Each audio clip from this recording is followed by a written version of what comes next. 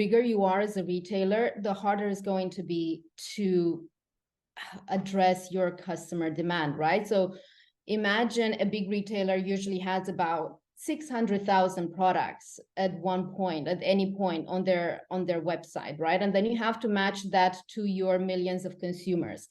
In order to do that, not only do you have to match your catalog to your demand, but you also need to make sure that they discover it in a way that is inspirational, that is engaging with them. So your marketing needs to be sort of connected into that. And then the final thing is that you also have to make sure that those products fit them, right? Because return rates around 20 to 30%, and that's very costly for a retailer. So I think the bigger you are, the more AI is going to help you solve that problem. And at this stage, I think one of the challenges that companies have is culture.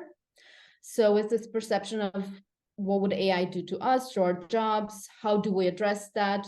The other thing is having the right human capital and skill set internally to be able to deal with AI integrations, or if you're building your AI modules, those need to be updated. They need to be retrained. You need to have your processes set up in a way where that feedback loop from the model you just built goes back into your product development team. So I think it's just a new skill set that I think the biggest need and the biggest opportunity is with the big retailers, but they're also the ones that have the longest sort of adoption cycle, because it takes that much longer to create change and to manage change in a company of, like sort of an enterprise size company. Mm-hmm. So what are the key trends or innovation that shaping fashion tech landscape? Like, do you see any kind of interesting example? So I think in terms of trends, you have, the example that I've made, right? Generative AI to design products. So the Revolve for Maison Meta is an example of how they're testing that ground. The other trends and sort of opportunities are around creating personalized campaigns. So using generative AI to capture customer information, convert that into a campaign and assets, and then personalize that experience to them.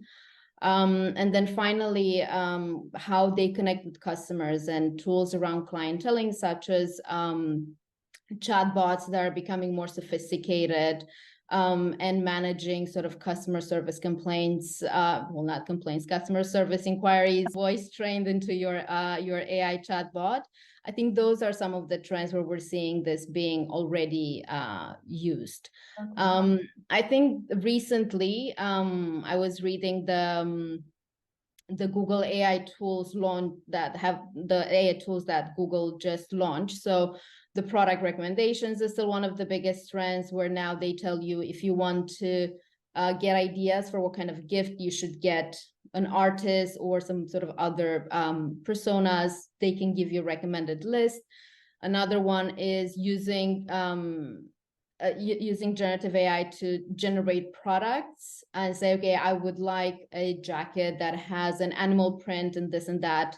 And then they will then connect it with their visual search tool and show you real life examples of that jacket. So you have this sort of user generated products that Google can give you the best match to. And then the other one, virtual try-on. It's still one of the biggest trends, and they've now expanded it to the male section as well. So you're able to look at an item on sort of 6 different body shapes and sort of much more diverse